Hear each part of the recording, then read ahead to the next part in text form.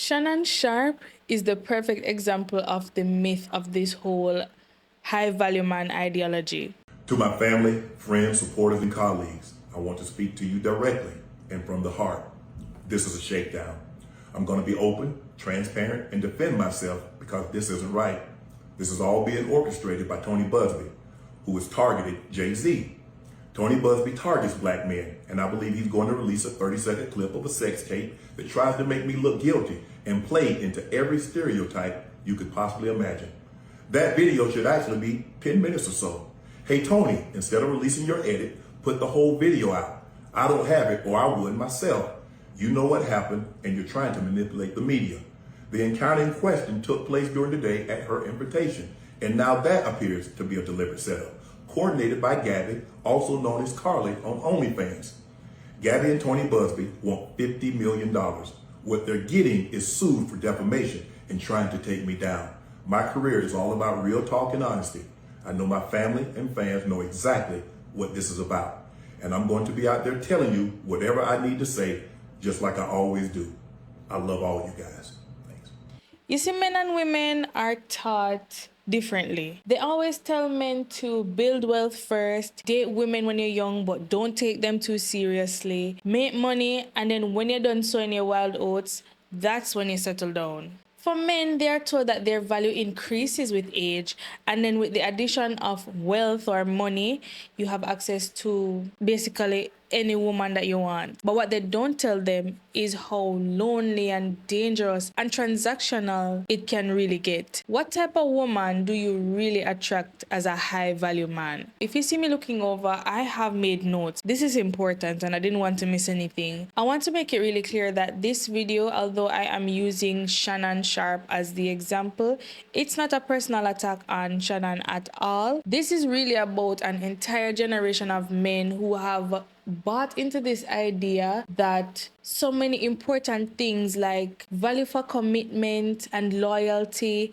and sexual discipline and emotional growth can be skipped if your wallet is big enough. And for Shannon, it's just unfortunate that he had to be the example, but today he is our example. I think many men are told that they have the luxury of delaying true connection in their youth and just focusing on being a provider. They're told to grind and hustle and get to the bag because once they have status and money, the reward for that will be access to the same young, hot, sexy girls who ignored them when they were broke. Let's be real. For many of these men, the goal is never emotional connection or compatibility. It's really about proximity to beauty and youth, because for them it's not really about love. It's about ego and it's about proving a point. But what really happens when those young hot girls come into your life, not out of love,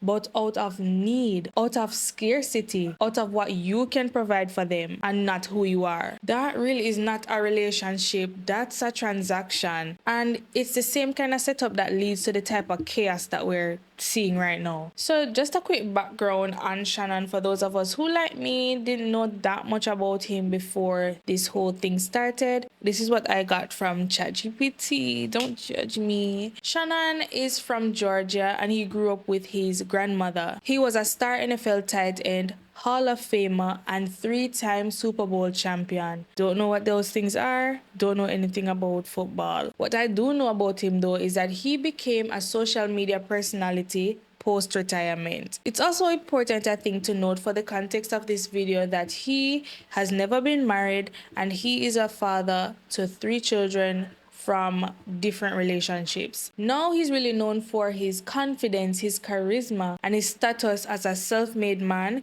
which I think makes him ideal for the whole high-value man archetype. He's not just a sports legend, he is a fixture in sports media, podcast culture, and social conversations. That makes this even bigger than just a personal scandal.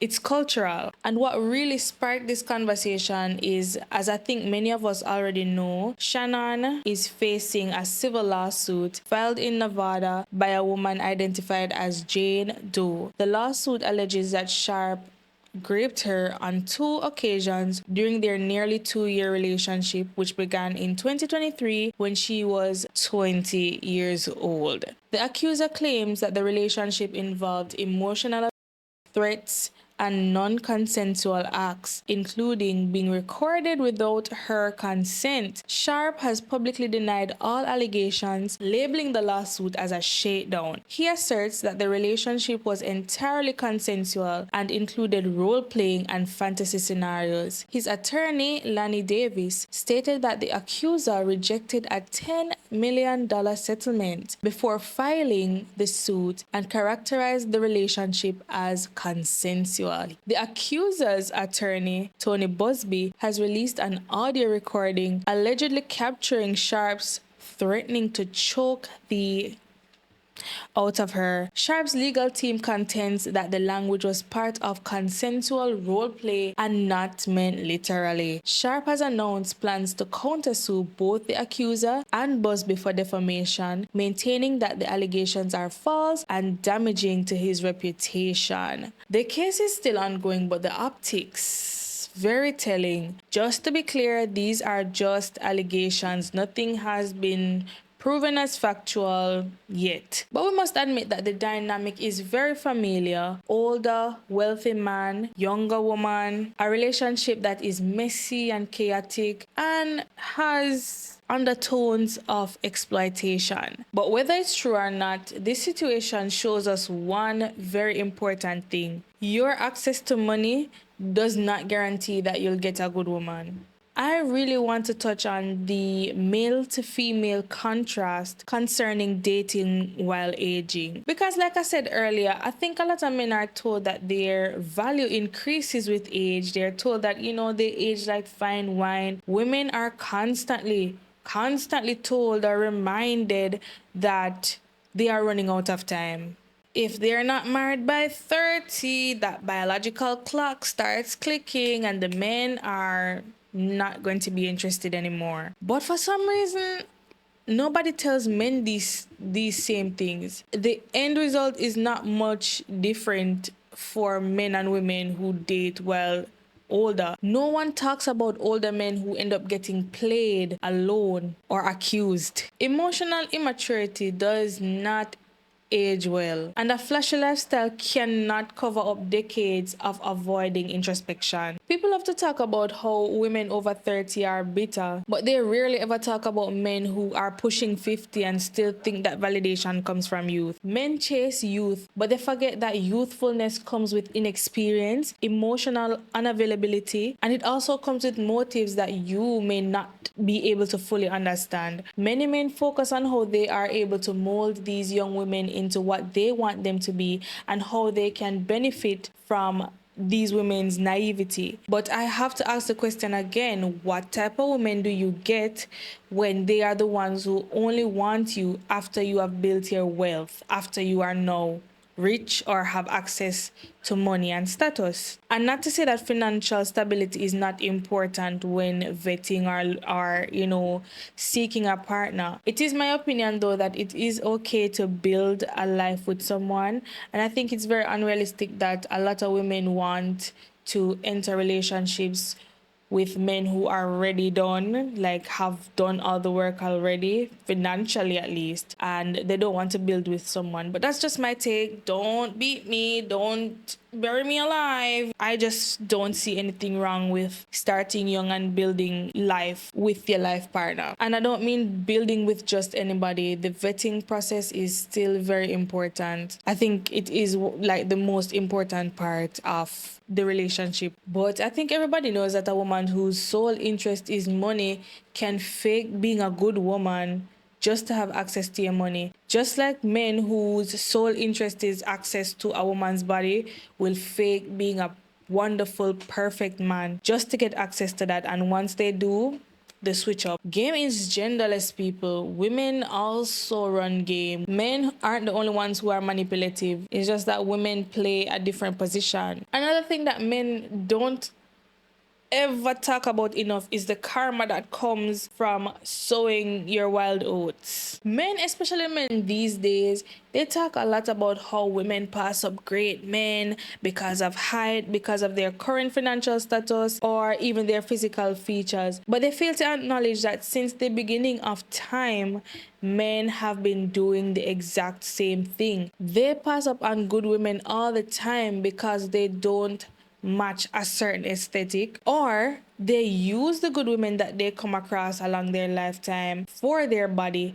even when they realize that the woman is truly emotionally connected to them and invested in them, and they use that to their advantage just to use these women. So many of them spend their youthful days breaking hearts and seeing love as weakness for some reason. But then when you hit 40, 50, 60, or even 70, that's the time that they want to settle down and are seeking peace. I think one of the biggest mistakes that men make, especially the men that are going after this high value man lifestyle, is that they sacrifice compatibility, like true compatibility, for youth and beauty all the time. They're not choosing the women who challenge them, who is there to grow with them, and who really supports them. They are looking for the one who looks the cutest and looks the best beside them and is the perfect status symbol for their little friends. But what does that truly get you? A partner who is out of sync? Someone who doesn't even share your values or understand your humor or your history? You're left with a trophy and not a partner. A physical flex, not a future. A look and not a legacy. True compatibility comes from shared experiences, from emotional maturity and real connection. And oftentimes, these qualities are found in the very same women that these men look down on, the women that are their age. And that's the real tragedy of this situation. They avoid women who could love them for them just to be loved, and I use that word lightly, only for what they can provide. For Shannon though, regardless of what the outcome is in court, this case has already left a mark. We have to understand that Shannon Sharpe is a Hall of Famer. He's a media powerhouse, and for many, he was aspirational. But now when you Google his name, what do you see coming up? You don't see his success in sports. You don't see his success in social media or the podcast world. All you see are these allegations. I think that even if he does clear his name, at this point the damage is already done. His reputation has already taken a hit. His personal life has been dragged into court, and the peace that he was promised once he becomes a high value man has ultimately been shattered. And then what if the allegations are actually true? Because he's being sued for $15 million.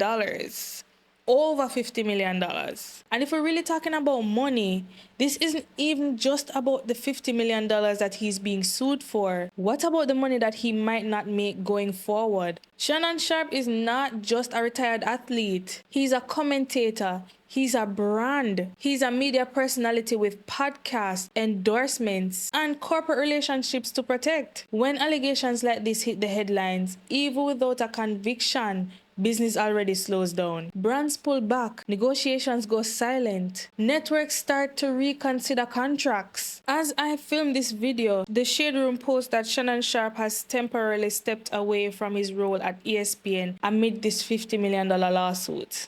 The same financial stability that was supposed to make him untouchable now puts him at an even greater risk. Because when you're in the public eye, your perception is your currency. And he could be losing value quickly. A lot of us think that wealth makes us untouchable, but all it really does is make you an even bigger target. Especially in situations like this, because when your perception is your profit, a scandal is bankruptcy. And this is what the dating gurus never prepare you for. The risk, the vulnerability, the public scrutiny that comes from relationships that are built on imbalance. Because when you build your love life on ego, control, and fantasy, you still have to live with the reality if and when it ultimately falls apart. I cannot stress enough how much I truly believe that the partner that you choose as your life partner to share your life with can truly change the very trajectory of your life. And this is not just for men. I'm not talking about who looks good beside you or who looks good in photos or who you can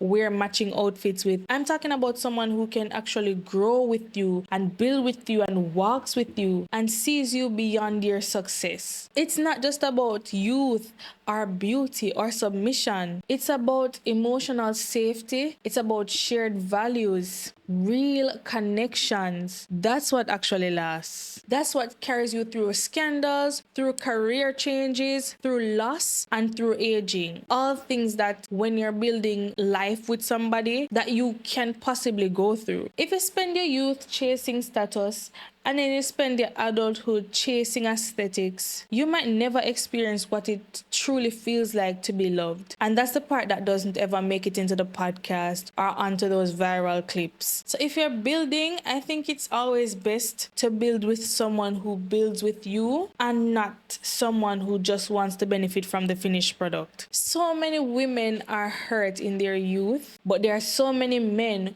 who don't feel it until later down in life. And if we really look at the people that we have encountered in our lives, we can see that a lot of them, the men especially, are going through this right now. Many men don't feel it until much later, and that's the karma that nobody talks about. To me, this is more than just a headline. It's a warning. It's a pattern. What do you think of this high value man ideology myth? Let me know in the comments. Is this the wake-up call that men need, or is it just another warning sign that they will ignore?